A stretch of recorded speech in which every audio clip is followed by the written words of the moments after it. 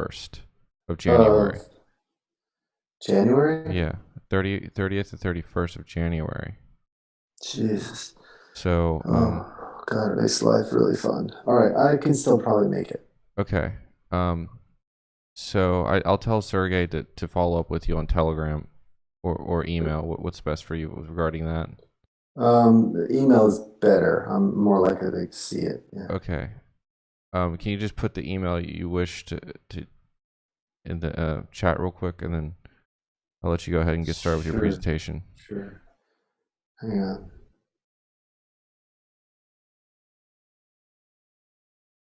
Okay.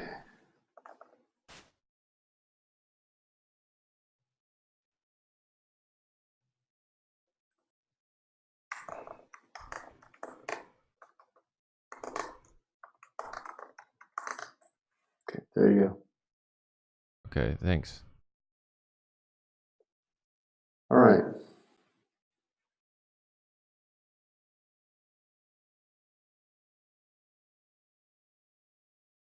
Are we rocking? Okay, cool.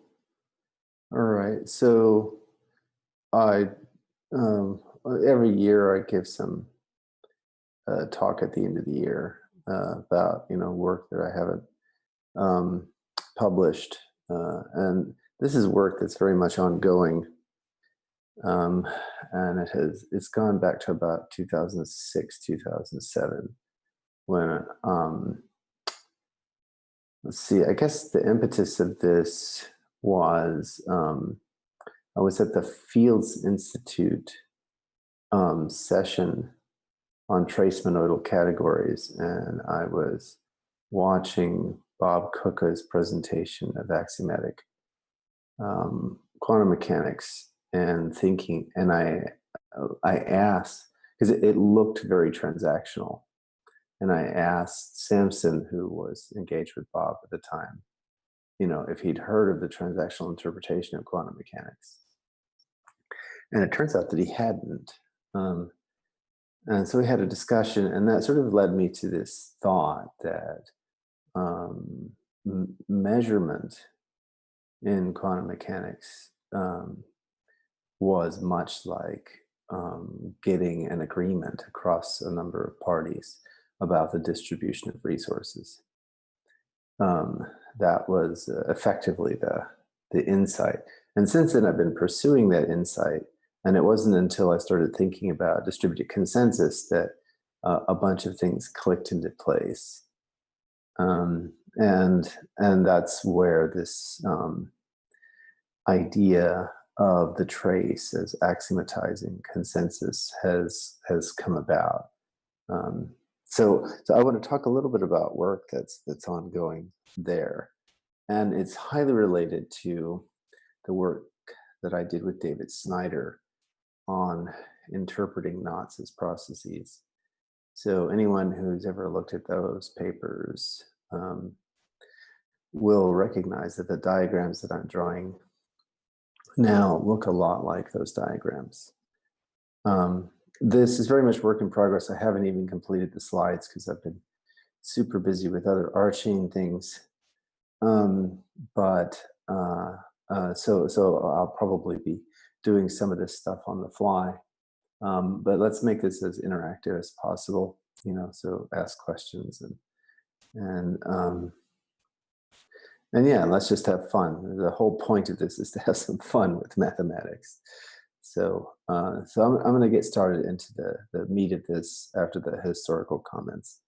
Um, and basically the idea, let me change the view.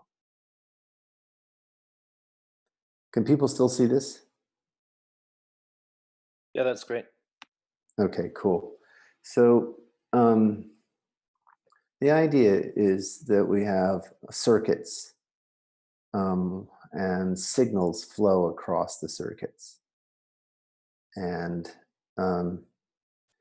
in these, and this the circuits typically have like they're typically built out of little building block circuits, which have 4 channels. And to make things easier to see all the symmetries, I've labeled them with superscripts and subscripts. So it's kind of easy to see when we're talking about the upper left and the upper right and the lower left and the lower right. So that's how the subscripts Now, correspond. is Yeah, the diagram supposed to correspond to the term? not completely.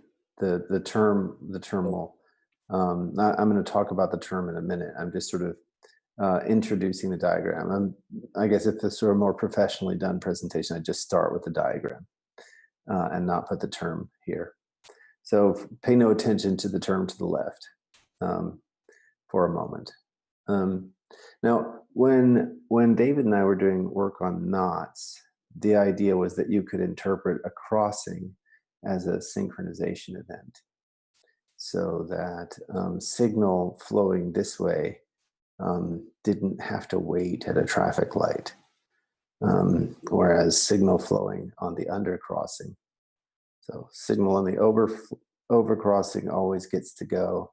Signal on the undercrossing has to yield to the overcrossing. And that's how to interpret these kinds of diagrams in that context. And then how does information flow?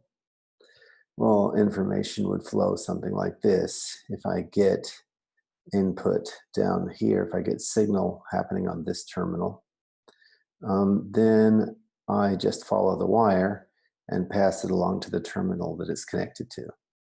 So over here, that's what this term does. All right, so it picks up signal from the lower left terminal and then emits the signal on the upper right. And then likewise, we would have, if we had no synchronization at all, then we could put a term like this in par with a term that listened on the lower right and emitted or shouted on the I guess spoke is counter to listen, spoke on the upper left. And there are lots of different variations that we can ring on this.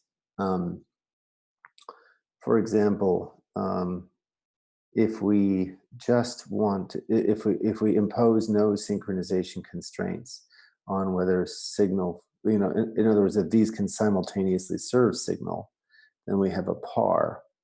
But if only one or the other serves signal, then we would have a sum of the two different terms. And if we wanted to, then we would also have to ask whether or not after the signal went across the wire, did the wire persist? Did the wire and the terminals persist? In which case we might put a bang out here or do some kind of recursive definition to account for the persistence of the wire. So hopefully that's somewhat clear.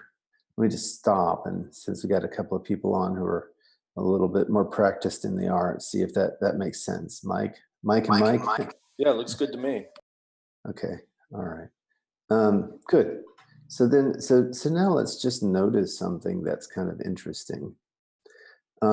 We have left and right symmetries, right? So I can literally just to go. So there's one labeling of the terminals, and there's another labeling of the terminals, and there's a corresponding relabeling of terms. And so we can think of these left-right symmetries as corresponding to simultaneous substitutions on terms, where we simultaneously swap left and right for each other in the terms. And we could even have a nice notation for that, right? Like you could say P P star gives us the left and right symmetries, P upper star, or P perp is another one, which gives us the left and right symmetries. We also have up and down symmetries, right? So I can, so again, there's that one. And now I swap it this way around. And there's a corresponding term swap. So we might have, I don't know, P bar, with an over bar for that kind of swap, where we're doing the simultaneous substitution of upper indices for lower indices. And that ends up giving us a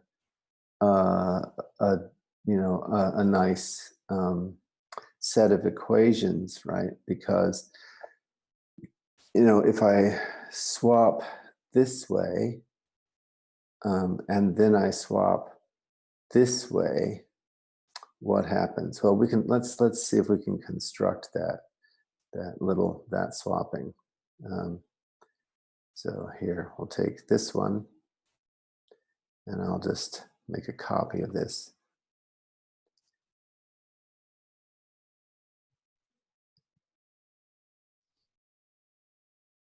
Oops, let me grab this one and duplicate that one. Okay, so we'll get rid of the term for a minute, and then we'll grab this one, kind of focus it a little bit, and make it all of a piece. And now let's just look at what happens. Suppose that I swap that way, and then I swap that way. So what happened was, we have a nice set of equations around the interaction of the different kinds of swapping, right? So in this particular case, we ended up with a particular kind of reflection that mirrors the kind of reflections that we get in Bransky and Kuka's string diagrams, but which also mirror the interaction of transpose and conjugate and adjoint.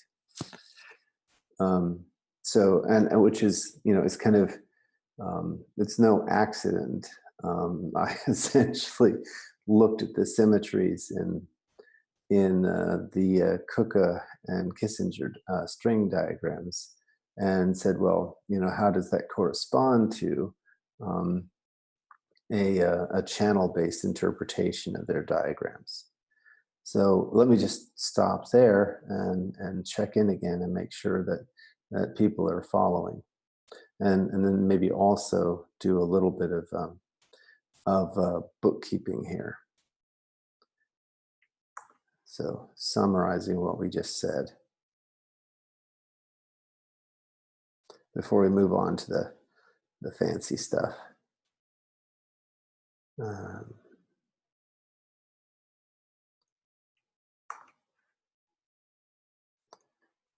So what we've said is that we have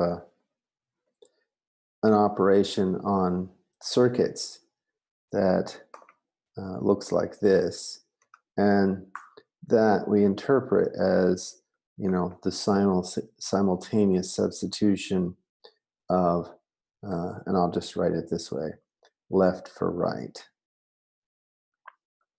And people hopefully understand what I mean by that. It looks like that picture is also swapped top for bottom. Top for bottom. Yeah, I'm just keeping a log of Okay. all the operations. So this is a definitional operation. And then we also have P adjoint. So this would be P over bar, in which we have P swapped upper for lower. Oh, that doesn't work. up for down. And then this would be, let's see if I can get this.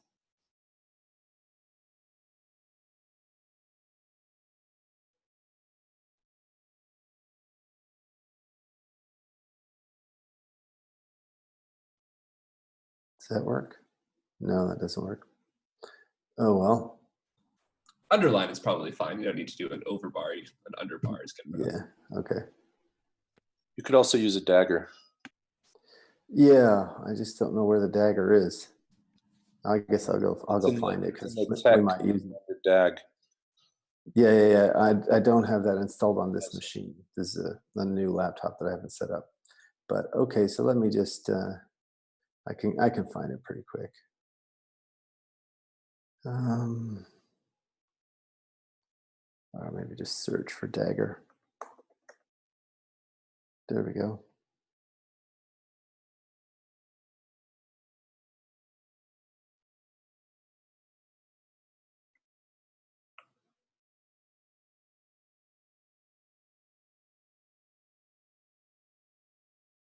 Okay. There. So there's there's our two operations, and then we can look at the various interactions that are available. And then we can check the interactions of these operations and how they line up with these operations over in the Kuka and Kissinger diagrams. There's another point here, which is kind of a funny one, and I'm kind of hesitating as to how to convey this in the simplest way. So let me do this algebraically first, and then go back to the diagram to talk about that diagrammatically. So notice that we can also introduce constraints. So for some collection of values, Q, we can listen on a channel, and we only proceed if Q happens to live in that collection of values. So that's essentially what this does. Just for fun, we can maybe simplify, make a shorthand for this notation to be something like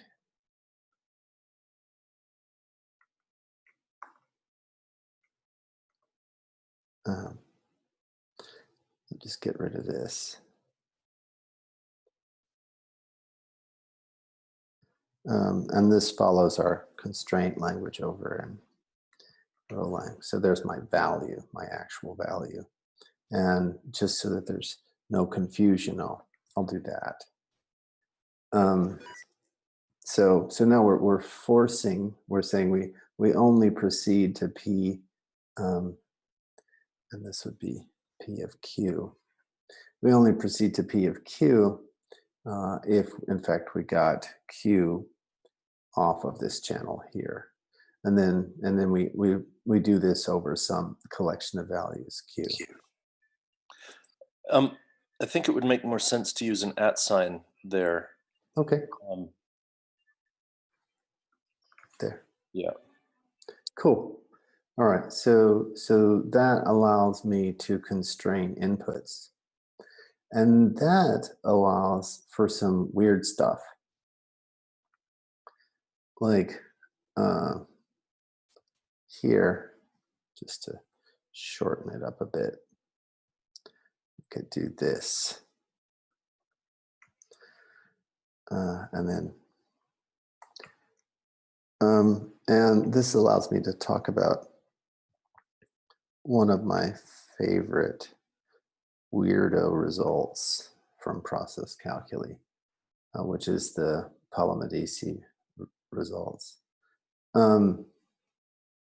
So if you look here, there's something odd going on, because we're going to essentially we're insisting that, let me see if I can zoom out a bit. Yeah, so you can see both things. We're insisting that what should oh, this one should have been oh no, that's correct. What shows up at X for the input is what shows up at so X lower right is what shows up at X upper left for the output without there being any information flow across the channel, right? We're imposing a kind of relational constraint across these two here. So the input and the output correspond, even though there's been no causal connection from this terminal to this terminal. And so that's kind of weird. That's a very strange thing, but we can easily express it in the calculus. Now, I say easily, but this is where the Katusha-Palmadici results come in. In order to do that, I've had to allow for mixed summation. And mixed summation is strictly more expressive than calculi without it. And what I mean by that is that if I have just the asynchronous row calculus and I want to translate, with summation on guarded input, and I want to translate this kind of summation across the I/O modalities. In other words, I can sum inputs and outputs. So if I want to translate a calculus that has this kind of expression down into a calculus which only has the input guarded summation, I can't do that with a par preserving translation. So if I want my translation to have the property, just check this out here.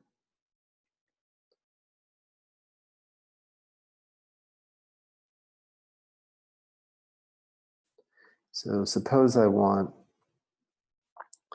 my translation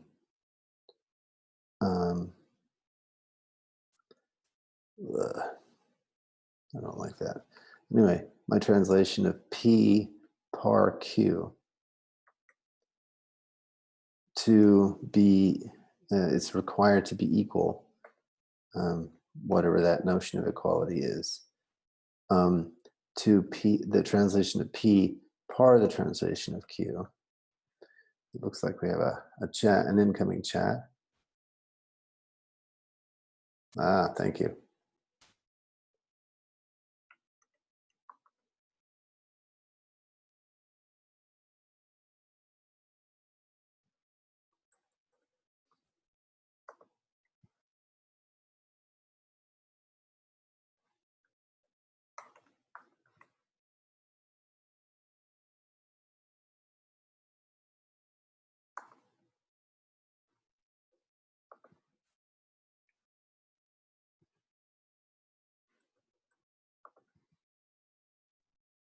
Okay, so if I want my translation to respect this or preserve pars, then I can't do it. I can't make the translation from the mixed summation down to the one without mixed summation. So I have to do some extra. Go ahead. What do you mean by, so the mixing that you're talking about is both input and output, right? That's correct, right. So I would think of the expression on top as being a single listening process. I mean, we could encode it as a single listening process for y from z. And then all of the terms in the summations are z bang that process. So exactly one of them will execute. Yeah, exactly one of these will execute. Right. But and notice that if you put a so what are the interpretation brackets here? Going to one that doesn't have, I mean, that interpretation I just gave doesn't use plus at all. So how does it fail in the interpretation? So if first of all, let's just make sure that we agree on the meaning here. If I put this in parallel with something that's listening on X upper and in parallel with something that's sending on X lower right, then what we'll get is either this goes or this goes. So hopefully that makes sense. So let's just write that down. So I don't see. Okay, so that must be extra semantics to yes, the plus. That's right. That's why I wanted to be clear about that. So if I put, so let me just do the simple one without the summation on it. We just have exactly one of these. Okay, and now what we're going to do You've is got an extra paren on the right.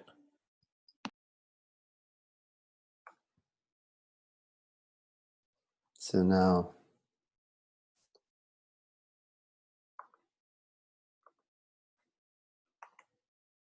oops, I wanted to bang. And we'll be sending Q. We put that in parallel with listening. So 4. And here we don't care, so just make it U.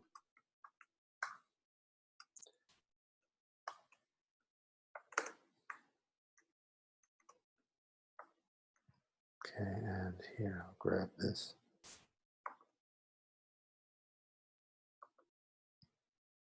And then move this, oops, down a bit. Okay, so here's our example process. And this thing is running in parallel with this thing and this thing. Then we have two possible reductions. One is this gets eliminated and this communication here happens. The other is this gets eliminated and this communication happens. So that's the basic meaning, or that's the intuitive description of the meaning of the mixed summation. Okay, that still seems compatible with the translation I gave. Okay, so let's just do your calculation and see what happens. And by the way, I mean, just for fun, let me grab a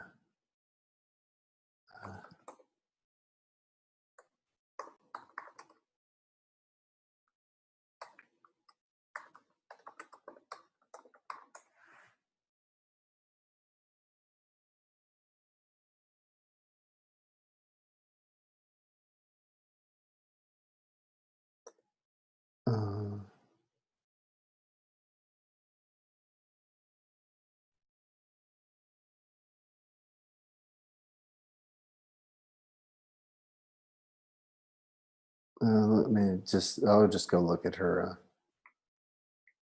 at her homepage. So you can also grab the results that way. We'll do the calculation and then just, here we go, publications. Oops. Oh,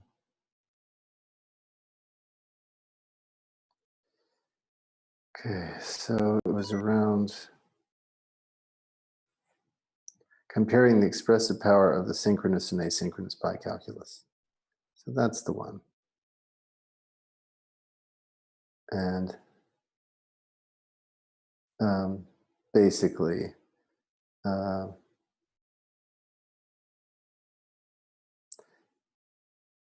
so we show that there does not exist any uniform, fully distributed translation from the pi calculus into the asynchronous pi calculus, up to any notion of reasonable equivalence.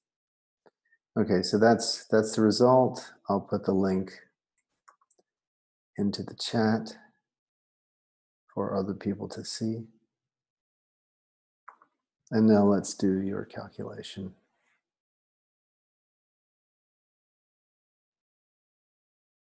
Okay, so what you want to do is to interpret this thing.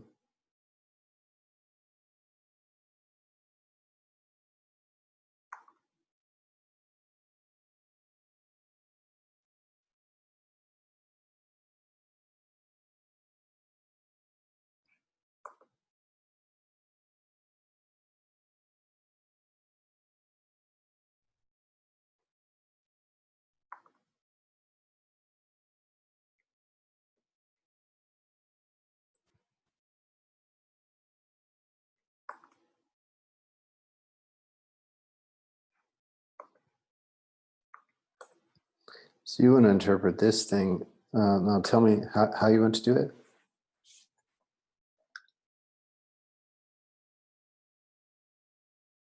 Mike? You still there? Sorry, muted. For y from z, Okay.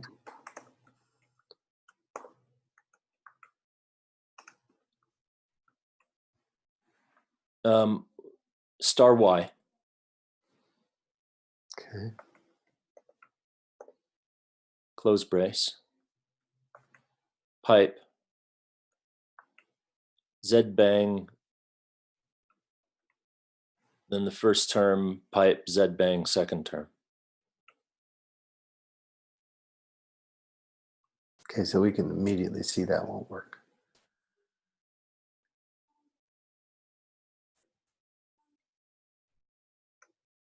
But let's just do it. Okay, so Just put T1 and T2 and we'll know what. yeah, I was going to put P1 Okay, sure. and Z bang. Yep, Z bang P2. Okay,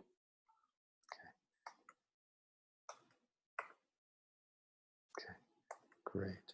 Okay, so now let's try the translation of this one here. And what we need to see is whether or not that's going to equal the par of this. And I think we can see almost immediately that that won't be the case. Right? So the interpretation only applies to the summation, right? The interpretation of an atomic process is itself. Okay, so what I'm going to do is I'm going to take this one. Okay. And I'm going to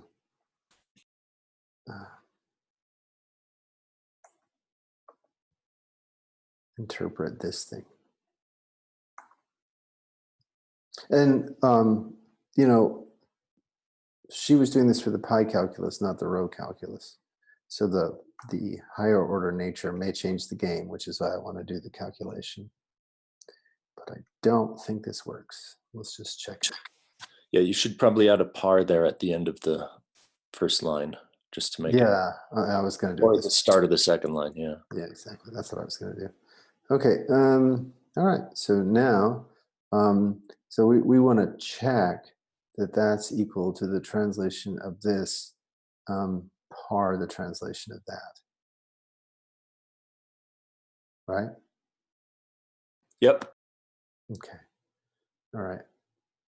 So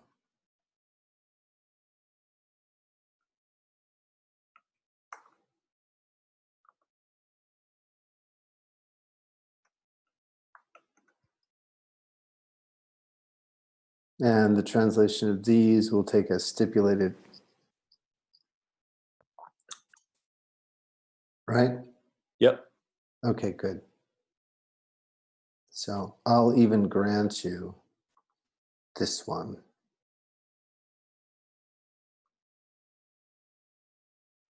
And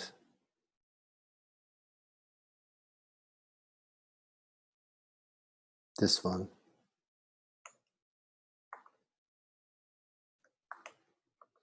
Let me just get these down.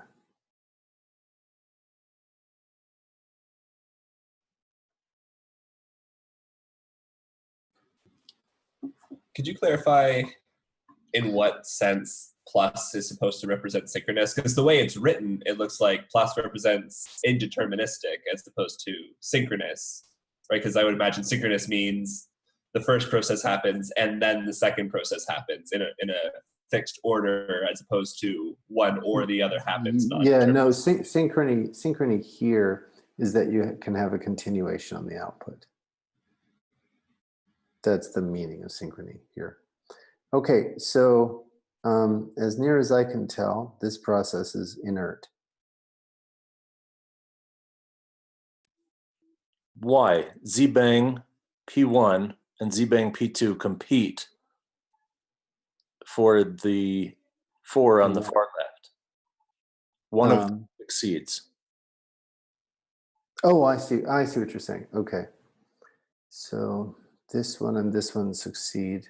Oh, yes. Yes. So it appears that the higher order nature of the row calculus allows us to give a good translation. Is that correct? Just double check this. Yep. No, I think you're right. It's the fact that we can do the higher order, which you can't do in the pi calculus. That is why we can't. So in the pi calculus, so that's interesting. So what that means is that the breaking of the par preserving is already present in the translation of higher order down to pi calculus. So let me just go through my reasoning. So I agree with you that there's an alternate translation that uses the dual, right? Where we do Z-bang something and then 4y from Z P1, 4y from Z P2. Yeah, but right? And if we just send an empty message or don't use y in P1 and P2, it seems like that translation should work and doesn't use the higher order feature. Yeah, so that that can't work. So let's just go through that carefully. And we'll look here.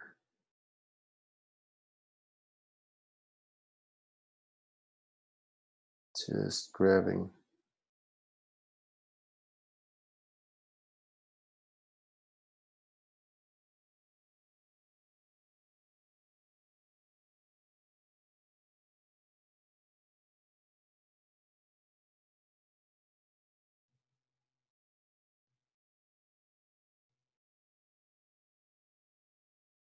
Oh, she also allows for this thing. But that shouldn't make that much of a difference. I don't know if that's big enough for you guys to see. Yeah, I can read it, but I don't see how it makes a difference. Okay. Yeah, I don't see how it makes a difference either. So it's really the mixed choice. So there's the diagram, and which tells how the maps inject. So now the nub of the problem. So there's the pi calculus with mixed choice, and that's all we're really concerned about. So yeah, so It she might have chat. to do with the synchrony, right? Because there she allows both send and receive as prefixes to another one. Yeah, so let's just double check that. Let's just double check that.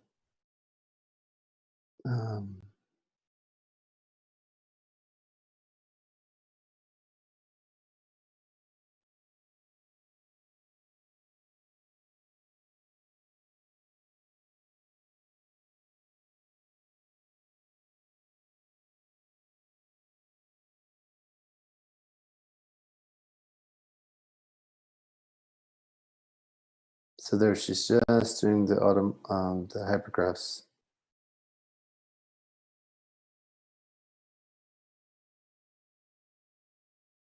And you can see why this becomes quite interesting, right? Because she's doing leader election as a part of the basic idea.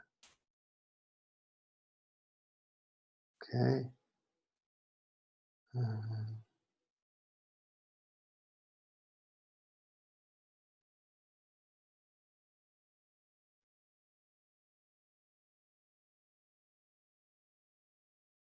So she's got her electoral system.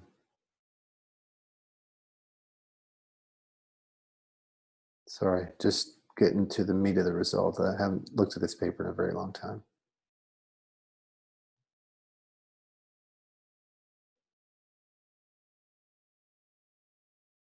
There we go. Okay.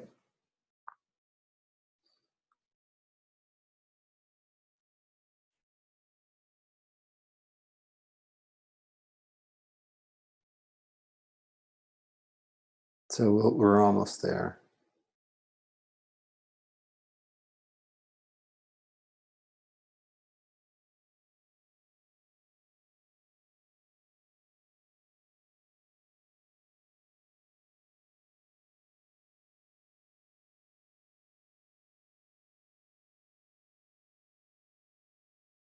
Okay.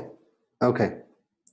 All right. So the heart of the proof is that she can do leader election in the mixed summation synchronous calculus, and can't do it without a.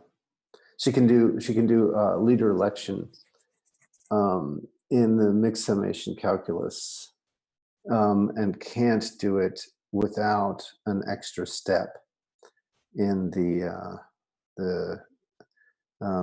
other one. So what's the extra step? Oh, so maybe so in my translation, there's one step where you pick which of the branches succeed, and then there's another step where it exactly where it that's unifies. what's going on. Yeah. So here you've got the leader election, and then once you've got the leader, then you can do the and it's precisely this higher order nature which you're exploiting in order to do the leader election. No, I think we can still do the leader election. What we can't get is a single step transition that takes us from the par of the summation and those other things.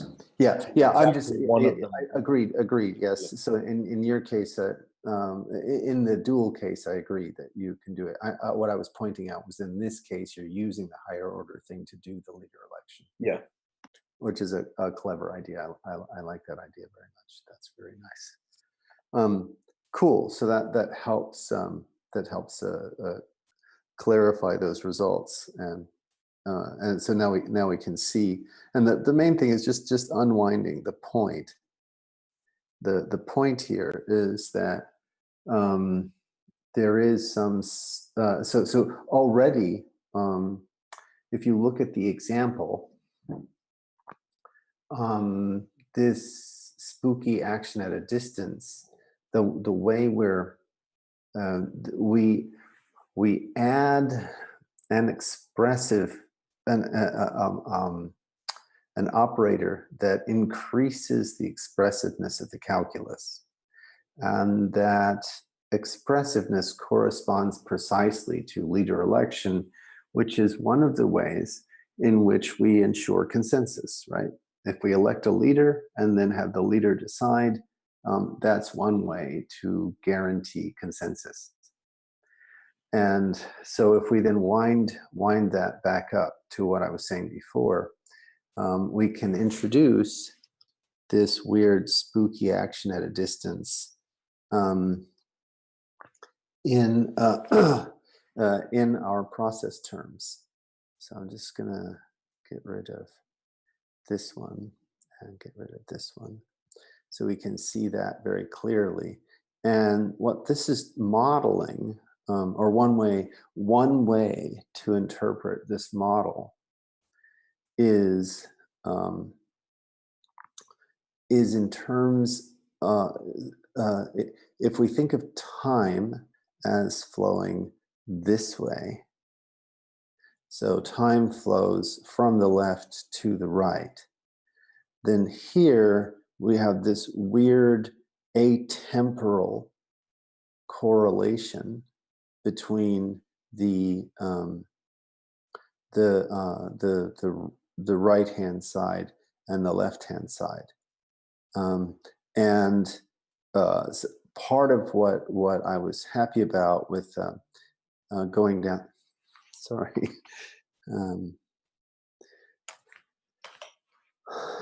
I'm getting inundated with phone calls. Part of what was happening with this interpretation was having to introduce these kinds of spooky action at a distance terms to address the fact that there's something going on that's acausal or backwards in time.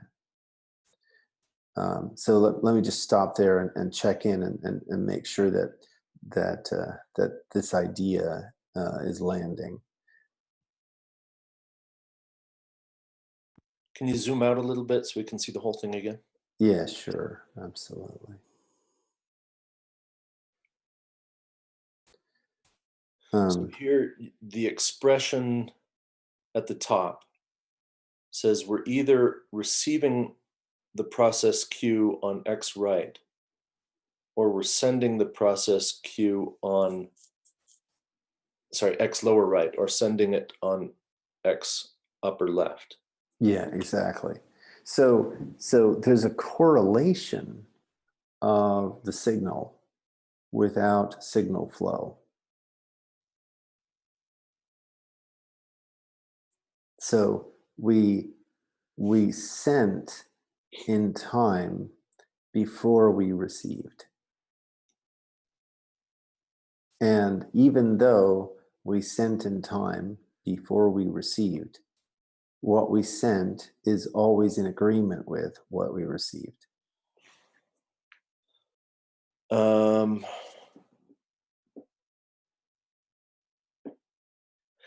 Then the summation over Q must mean something different than what I understand. Because you can either send or receive in the part under the summation sub Q. But I don't see that in the future, say you send, then it's the right term that wins the race, and then there's no request for Q later. So these are the pairs. Oh, I see what you're getting at, right? So effectively, at the time that we if we interact here, then that eliminates the hang on one second. Yeah, that eliminates the interaction potential for X. That's right. It eliminates the interaction potential, and that's what we're trying to do. Is we're trying to say, so if I sent here, then all of the possibilities were eliminated, right? So all of those superpositions got eliminated. So either I get to send here or I get to receive here, right? So if I receive here, then the send is effectively gone, right? So so that's, if we want to get really crisp, what you want to do is to put a lock across all of these so that you only get the pairs. You only get the pairs ever corresponding. And that's that I think would allay your concern. Does that make sense? Only the So what you're, in order to sorry, you were talking about both sending and receiving the same thing. no, what I'm saying is that that there's a correlation. If I send, then at the other end, if we had not done the send, if we had done the receive, then the receive would correlate with what we sent. If I receive, then that receive will correlate with what I send. But you're summing overall Q. So no matter what you send, you could have received any other Q. How do I say this? I either there's some kind of difference between the plus and the summation, or yes. So for our purposes, let's say that this outer summation is somewhat more complex, right? That this plus has to do just with this wire, and this outer summation is a little bit more complicated, meaning that you only ever select one of these pairs, right? So if we think about it as yeah. So if you're trying to make the comparison to an EPR pair, then the plus is a tensor, whereas the summation is really a sum. Yeah, that's right. That's exactly the idea. So this plus has more apparatus, and that's what we were trying to get at here. This plus here has more apparatus than that plus. This is ordinary summation, but this one has got funny extra stuff going on. Okay, you'll have to explain what you mean by ordinary summation. So you may not want to do it now, but yeah. So in other words, this just intuitively, this is the summation of the asynchronous calculus without mixed summation, and this one is we've pushed the mixed summation as far inward as we can go. That's the way to think about it syntactically. We're pushing it down into the leaves, and each the leaves in this case are always correlated pairs, like that. Does that make sense? Sort of, I guess. I mean, I'm still waiting to see what the fundamental difference is. I mean, what the semantics are, because right now it looks like you can send any Q on X upper left, and you can receive any Q on X lower right. Now, perhaps the first summation, we're only measuring that one, and so then we'll get some pair gets chosen, and then there's a decision between the two terms in that pair. But plus seems associative, so I don't see how that helps us at all. So so think about it this way. essentially you pick out the cue first. And Yeah. once you've picked your cue, then you've got a pair. Yes, I can see that, but I don't see how the semantics differs from, I mean, but between that and say unrolling the sum, as it were. Well, I think the important thing here is not about the unrolling, but if you first pick the cue, then the only thing you've got is this persisted wire here, and you've only got one of them. You don't have all the others. And now you have a very strange correlation, because if you whatever you listened for, if you did the listening here, then the corresponding then what you would have sent line, in the past, corresponds to what you receive.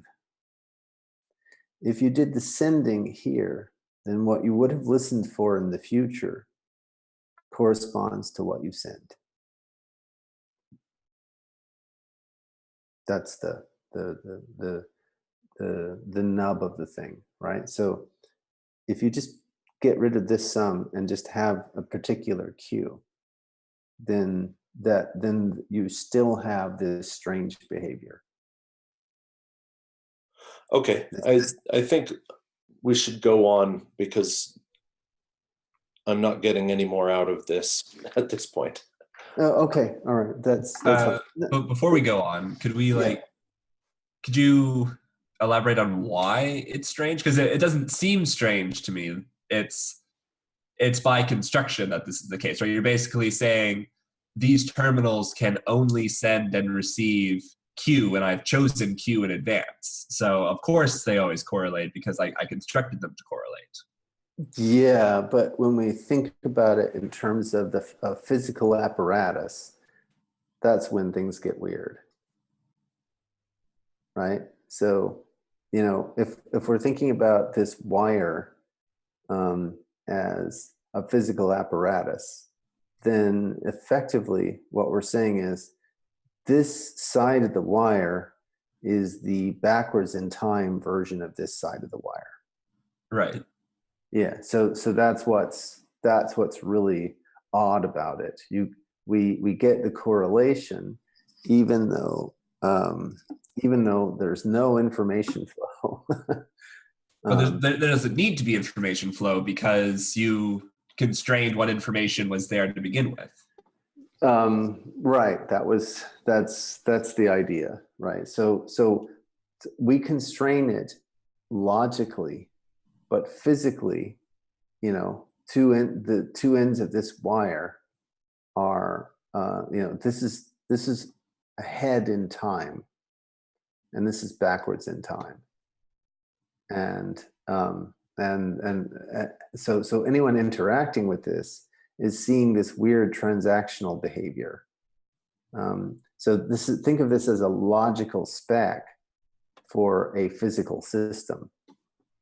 Okay, so I should imagine receiving an output before I sent the input, but it's still self-consistent. And that's and what's weird about that is that I'm receiving something before I sent it. That's the weird part. Yeah, that's exactly right. Okay. And again, there's my trouble, is if you received it, then it will never expect it to be sent. The other way of the other way of thinking about this is, well, I mean, you can address that here in this term if you make that thing available here, right? That would also address that term, or address that concern, right? If you make this queue available at that terminal there at this point, then things are very strange.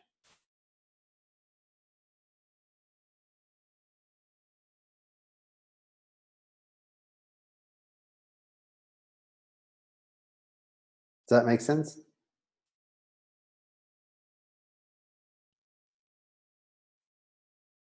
Maybe it will later. At the moment, I don't see why it would be strange. But let's okay. All right. Okay. So then the next piece of the puzzle. But also, if we have an abstract notion of time, we don't have to do this. So if we say that there's this independent notion of time. So whatever we call it, system time, or wall clock time, or whatever you want. Then we can certainly we know how to write a wire from here to here. And the fact that the wire provides information from here to here, and this just happens to be backwards in time, we can say that that's a kind of, it's a constructed time. That time is that all communication requires time. So any communication step, so let me just make that clearer here. So any communication step like this one represents the flow of time. But when we go from right to left, so whenever the index is right and on the receiving side, and the index is left on the sending side, then we have then we say that our constructed time runs backwards, and that doesn't require that's less weird, right? We're simply saying that time, as we understand it, is a construction, right? I'm gonna calculate time, and the way I calculate time is by inspecting terms and seeing if information flows across a foreboundary to an output. So information went in and then comes out. And so that's always a unit of time required to do that kind of step. And when the index is left on the input and it's right on the output, then the unit step is positive. And when the index is right on the input and the index is left on the output, then the unit step is negative. Right? So now I've given some rules for how to calculate or construct a time. And the construction of the time is, it evinces this kind of forward and backward character, just because time is now a more abstract idea. It's not given in terms of physical events. It's given in terms of these logical events with respect to left and right. Is that maybe that's easier to understand? For me, that's a lot easier to understand. Yeah, I'm happy with that. Okay, all right. Yep, that seems fine. Okay, very good, very good. Okay,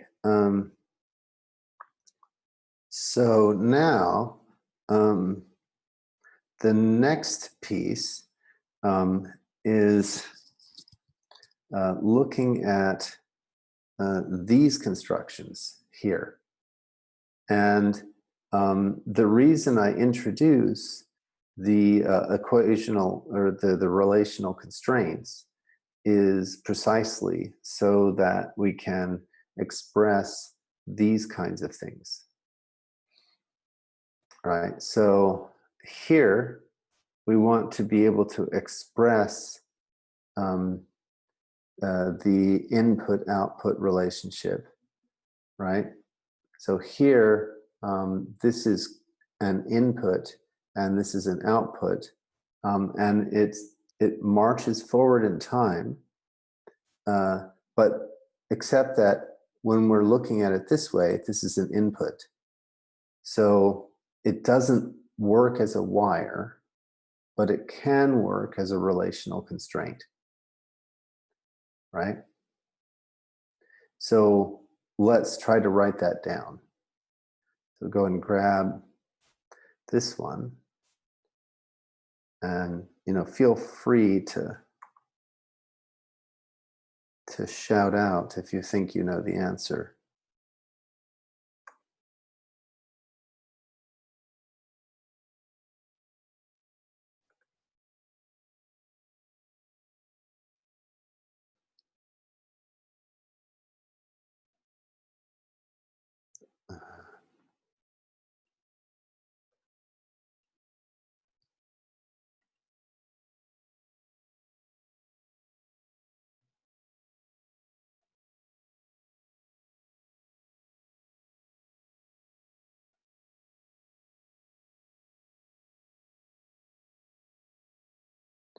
Okay, so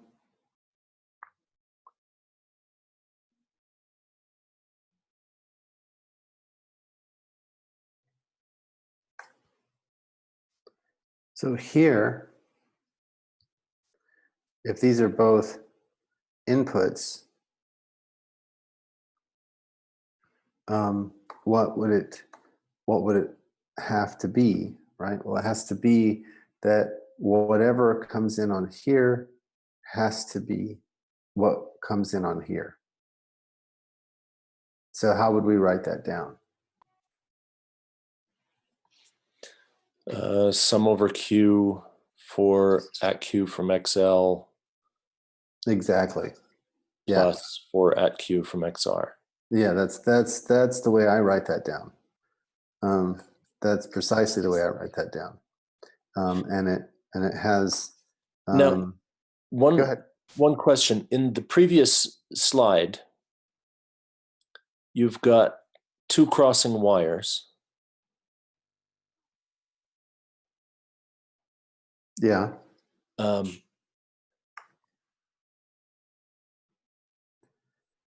Where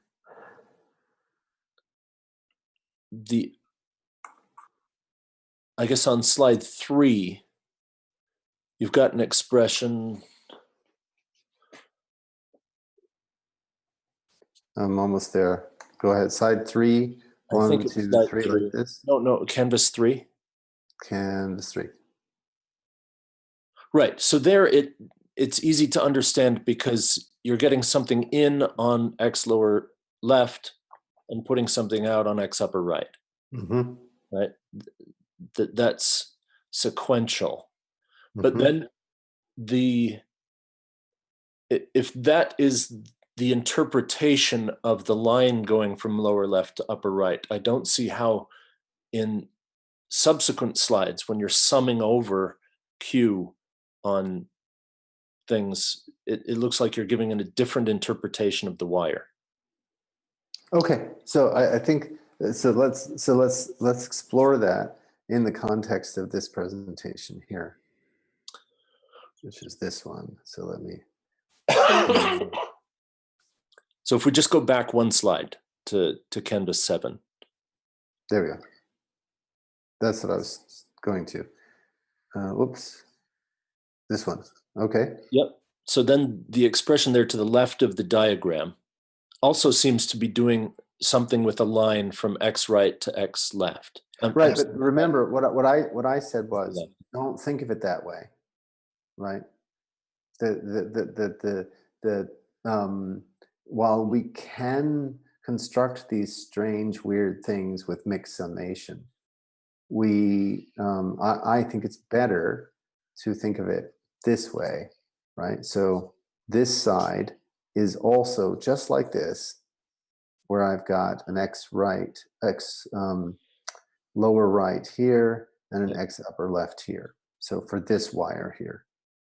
But I interpret time as this abstract or constructed thing. So this summation I don't want to support unless I have to. Right. So for this one, I don't have to. I can just simply say I got Okay, it. so it's the wires that are running northwest, as it were, that you're encoding this way.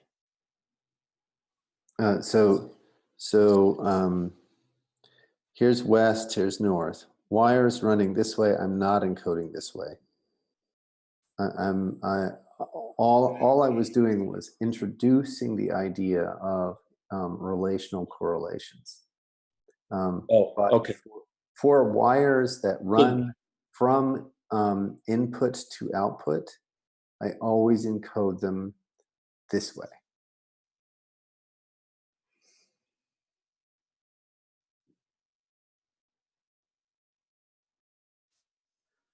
Right? So just to be super clear, this wire is normal time, positive time. And this wire here, which begins x lower right and ends x upper left, is time flowing backwards, right? The positive time, negative time, and that's all we're gonna do for wires that run from input to output. So the wonky ones. Go ahead. Yeah. So now on canvas 2 or 9, I guess canvas 9. Mm-hmm. Then in that case, I would not encode it that way. Okay. All right. What's your encoding?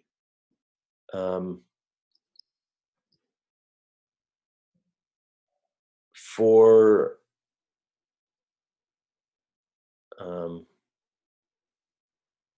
I guess for y from x lower left, x lower right, bang star y. Okay, so let me duplicate that. And then you're saying for y. Yeah, so there's no summation over q anymore. Yeah. For y from x lower right. Lower left. Lower left. X lower right, bang. Yeah, okay. Star y. Yeah, except that this is not output, this is an input. You don't get to. Oh, so inputs, sorry, I was thinking of inputs as being on the left, but inputs are on the bottom. Inputs are on the bottom, outputs are on the top. So IO is vertical, whereas time is horizontal. Exactly. That's the idea.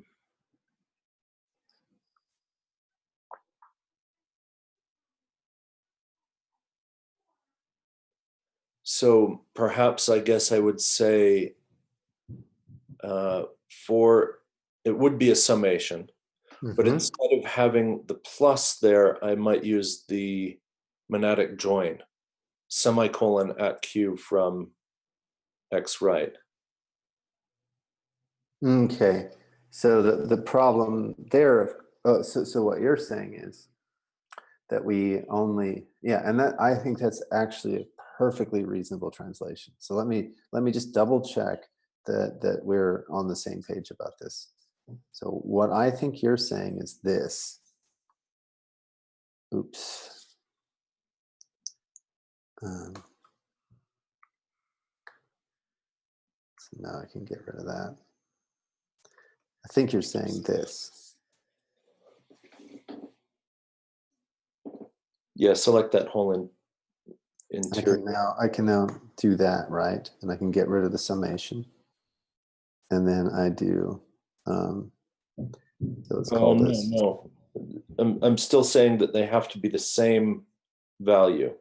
Yeah. Hang on. I think what you're saying. Let me just finish this. Okay. So we do y2. And Oh, I see. Yeah, you're doing the desugaring. yeah, I'm doing the desugaring, so it's less spooky. Yeah. Yeah. Okay. And then we say if y1 or y2 equal y2. Yeah, and now the relational or constraint. star y1 equal star y2. Yeah, exactly. And now the nature of the relational constraint is very clear. Yeah. Yep. Okay. Good. So that says we need to receive Q on both of them at the same time, as opposed to receiving Q on one or the other. Yes, exactly.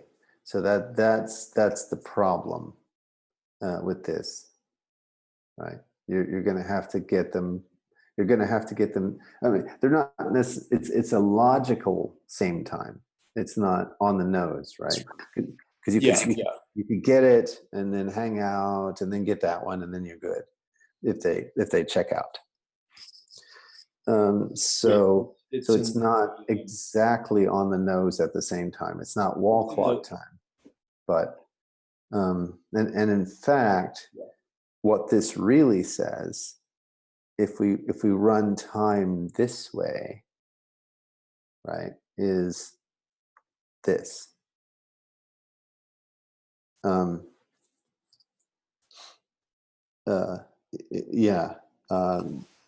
It would if we y1 from XL and then open brace exactly, or y2 from XR if y1 equals y2. Exactly. But of course, that doesn't work if we can also go this way. And so you're forced to do this.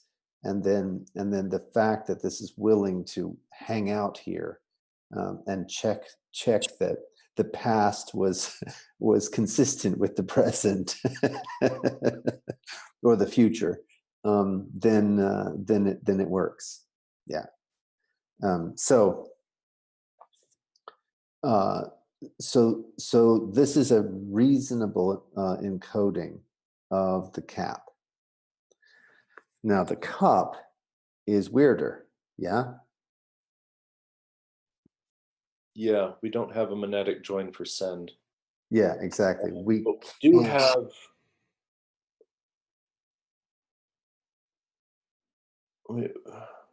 we do have the ability to send on both in parallel.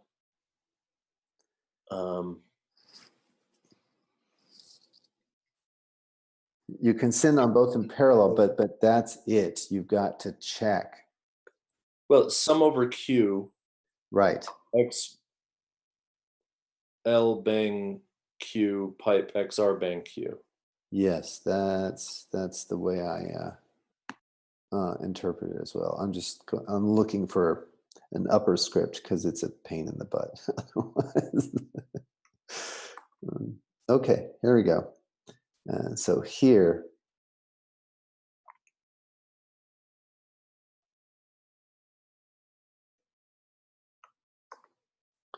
and then likewise from here. And now we see that we must do summation on outputs. It's not mixed, but we have to do summation on outputs.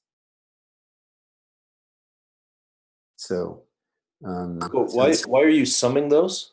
Oh, sorry, that was parallel. Okay. So yeah, so if we're consistent with this join, so if we do the summation here, then we have to do the summation here.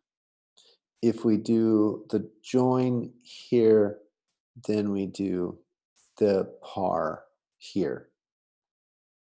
And that's and so the two translations are consistent. And then so let me get rid of this one and then make the diagram match.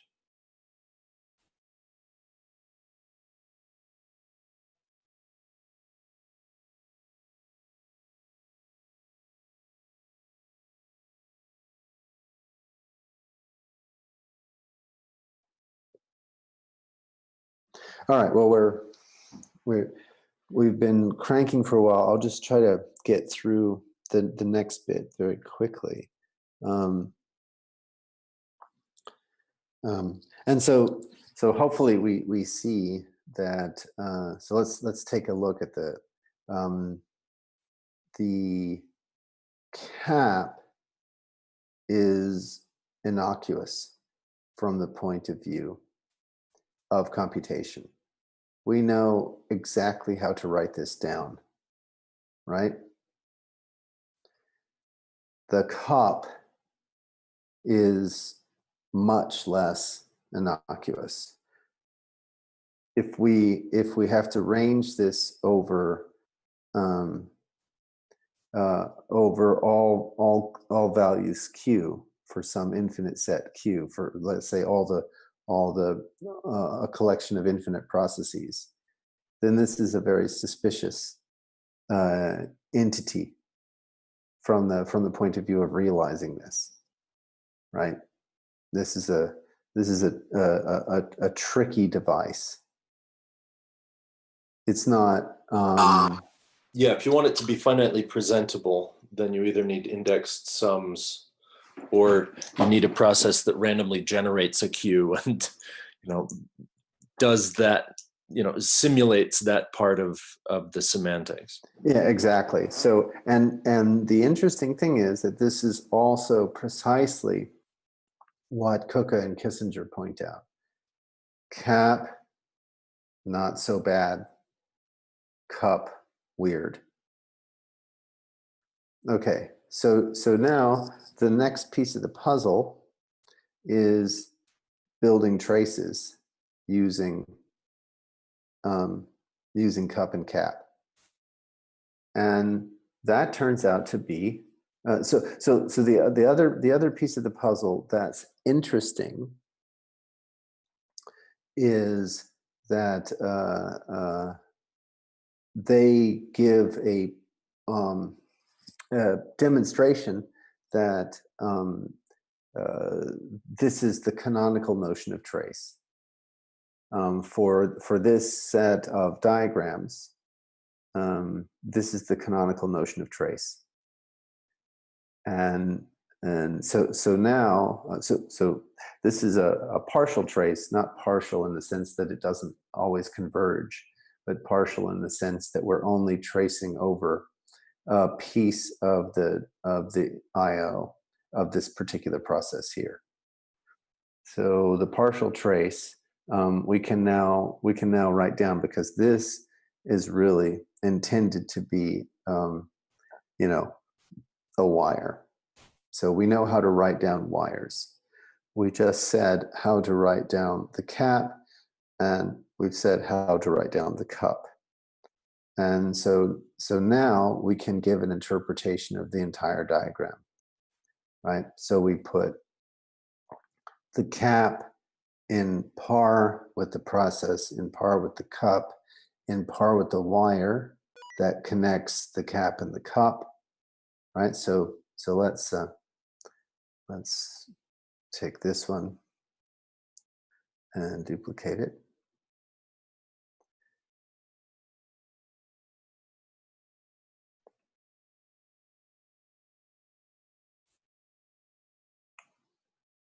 Oops. And I'll grab this.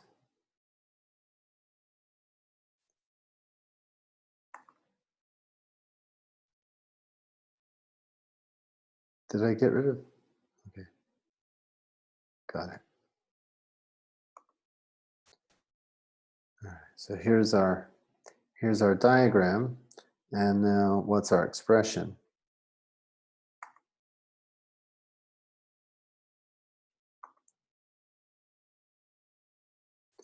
So there's my cup, and then I put that in par with my cap.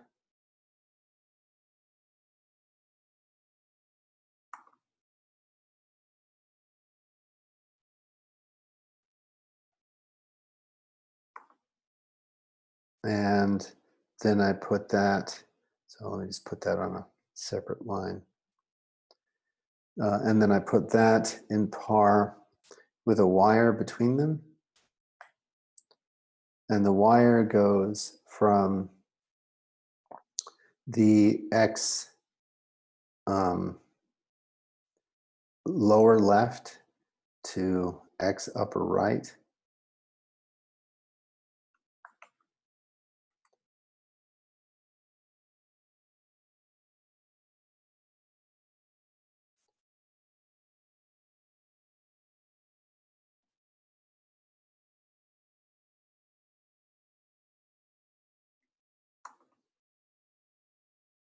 And hopefully you can see the methodology here, right? We can, there's a little bit of trickiness because what we really want is for all these ports to be distinct, and then just, so we make this thing be parametric in its ports, this thing be parametric in its ports, and this thing be parametric in its ports. And then we supply the port, the identities on the ports. Alternatively, if you want everything to be free, then you do gluings. You establish wires here and here as well as here and here. Hopefully that made sense methodologically. Okay, so there's our wire, which is going from there to there. And then finally, we have P. So here's P.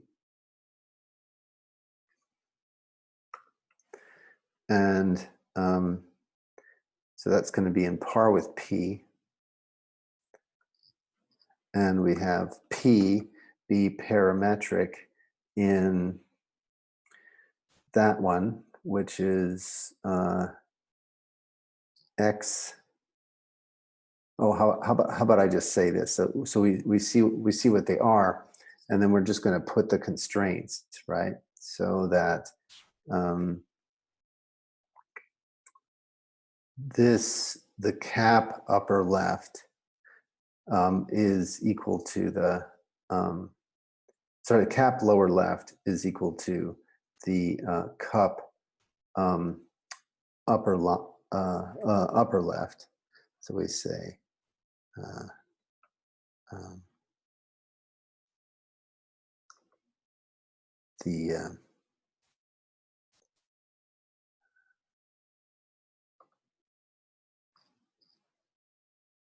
grab it this way.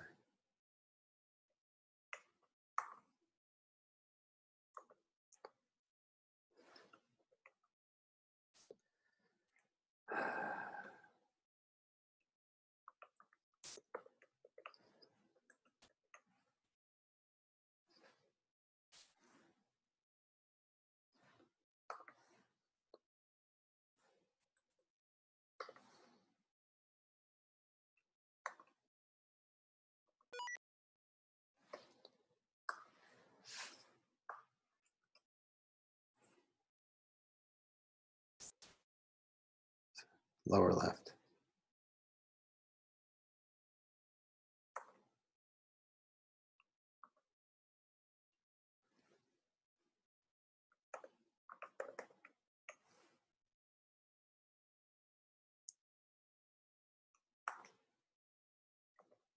And then we have the corresponding that the cap lower right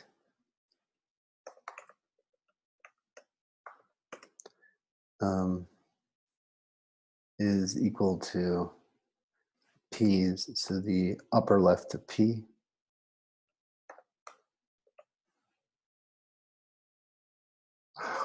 Stop. There we go.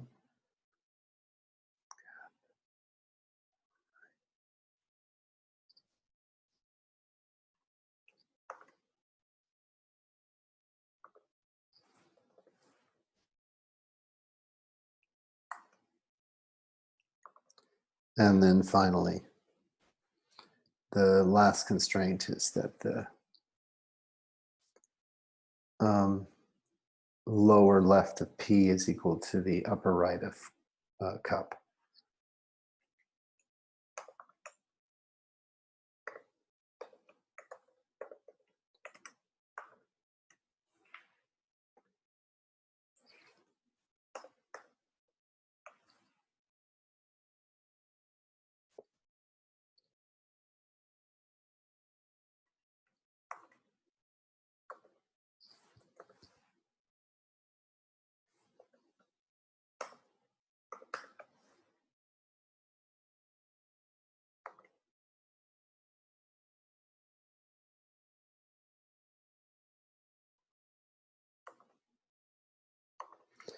Okay. So that allows us to write down our trace. So we can now trace out in a constructive fashion using the canonical construction for the trace for this set of diagrams. What it means to trace out P along that one port. So does that make sense? Is that people still there? What's the benefit of separating out cup and cap in this way and having them isolated if P is allowed to be an arbitrary process? Because effectively what you're saying is that you've sort of joined up the two ports in P, right? The two left-hand ports of P are joined together, and if P is an arbitrary process, couldn't that be done within P itself? You could, but the point is that what we're trying to do is we're trying to factor. We're factoring the trace because the trace is going to be the mechanism by which the consensus is established. And that's sort of the next piece of the talk, really. We're kind of we've spent a little bit more time on the Pella-Medici results, but the next piece of the talk was really to literally trace through the value requirements that are being established for P, and then looking at that in the context of this kind of composition. So I have P here, I've got Q here. Now, some of Q's state, or the computation of Q, lives in a namespace where there need not be any agreement with P. Likewise, there's some of P's computation that lives in a namespace where there need not be any agreement with Q. But if there's any overlap, if they are processing in a namespace with overlap, then we want to force the agreement. And we're going to force the agreement externally. So factoring out the consensus part from being internal to Q. See what's going on. Okay, cool. All right. So so in your picture there's some third box that's not shown, which is the consensus. So what I was doing was I can. So what I'm saying is this part is already part. This trace is exactly the same kind of thing that I'm using to glue two processes together. There's my cap, there's my cap, there's my cup, there's my cup, and these are wires.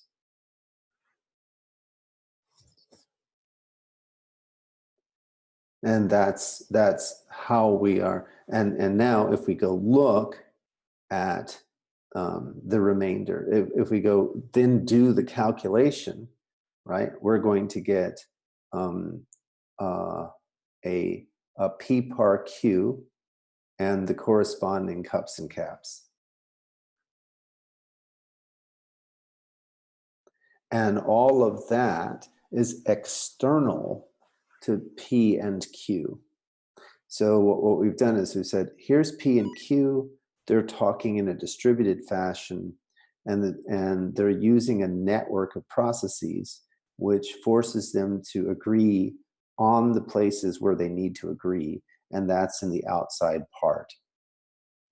And that outside part is effectively what's implementing the consensus. Does that answer your question? Yeah, that makes sense. Okay, cool. and then the reason to do the trace in terms of, so that's part of the answer. The other part of the answer is the reason to do the trace in terms of cup and cap is that it's canonical. Back in the spring, the piece of the puzzle that I didn't have was how to I didn't have a constructive argument, in the sense that the argument was, if I have a trace, then I can get consensus. And if I have consensus, then I can implement a trace, right? But it wasn't constructive in the sense that I didn't have a trace in hand, and I didn't have a consensus in hand, right? So just, I could, if you give me one of them, I could convert it to the other, which was sufficient to argue that consensus and trace coincide. But what I couldn't do was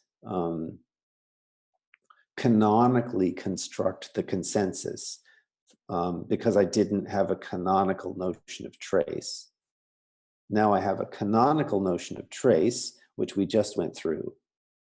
Since I have the canonical notion of trace and I can do the calculation, then I can now give a canonical shape to the consensus algorithm. Is that, yeah, right. That's good. That makes sense. Yeah, exactly. And so then the aim. So there are two last pieces that I was hoping to cover in the talk.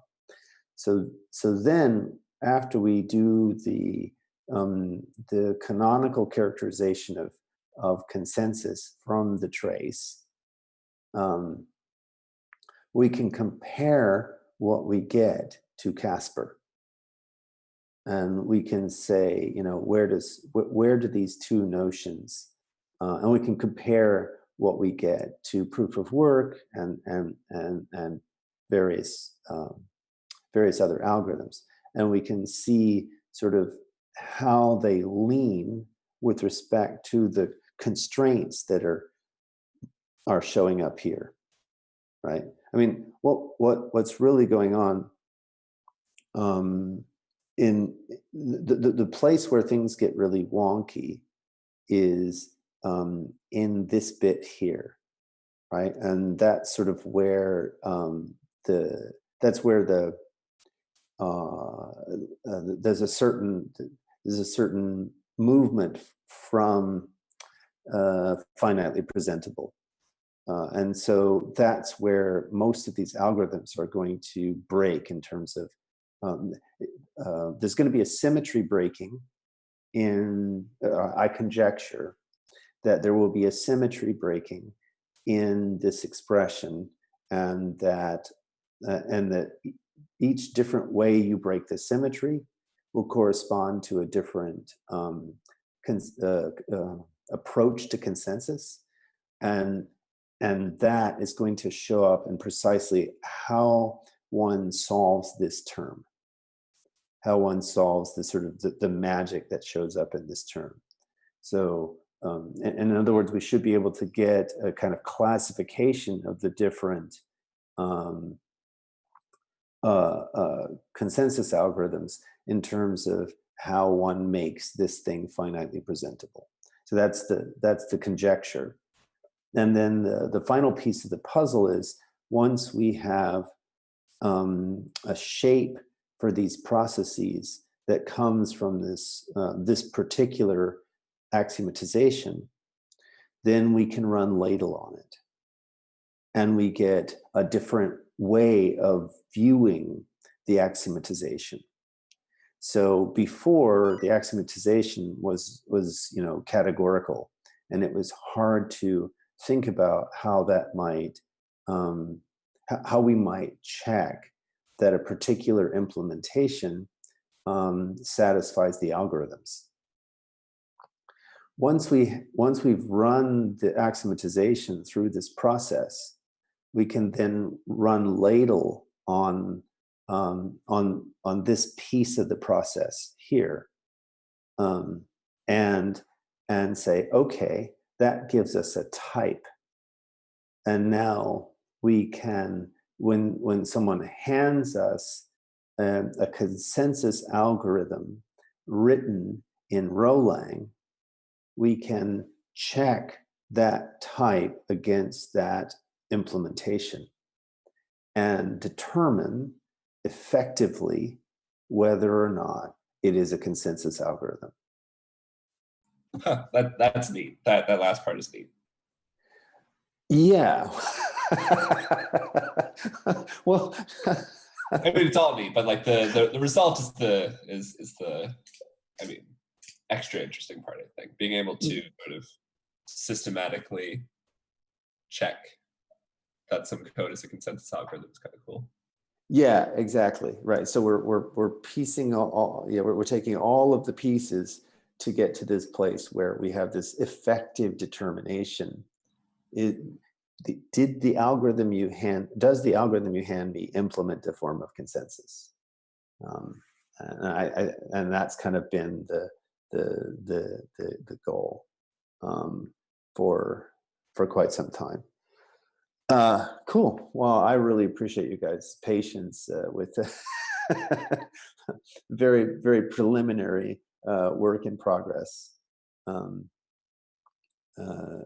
But that's this is all about having fun, and and I have to say that it's really helpful to me to be able to go back and forth between diagrammatic intuitions and algebraic intuitions, and so that's one of the things that I think is very useful about this style of reasoning, is that it allows us to do this kind of thing where I can take a common sense diagram like this and write down the algebra and then reason about what the algebra is doing, so that we can take much more complicated things like this and again just run the translation from something like this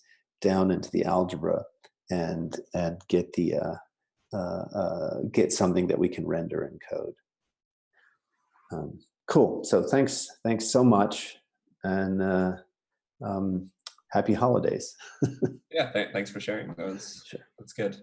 It's good to know what the leading edge is and sort of the abstract things as well. Yeah, well, what I'm doing. Yeah. So sorry, I didn't mean to interrupt your flow. I did want to. When you said something, when you said leading edge, it reminded me that the co-op, I think, is gonna in the upcoming year start forming a research group to kind of help with the leading edge work.